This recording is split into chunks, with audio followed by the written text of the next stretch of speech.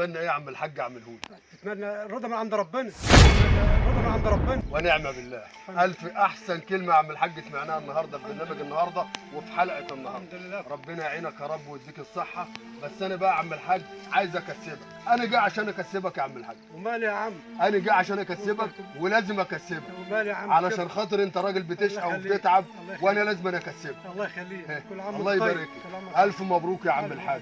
كل عام وانت كسبت معانا اللهم صل على 100,000 النبي. جنيه يا عم الله الحاج. أكبر، الله أكبر. 100,000 جنيه يا عم الحاج. الله دول أكبر. كلهم لك.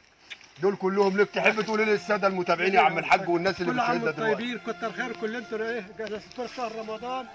الحمد لله الحمد لله. زيك من عند ربنا بعتوا لنا. الحمد لله فضل ربنا. كل عام وانتم طيبين. اللهم صل على النبي. كله من عند الله. كله من عند كله الله. من عند الله. كله من عند الله. كله من عند الله. كله من عند كله الله. من عند الله. الله أكبر. الله اكبر. الله اكبر. بدفع رمضان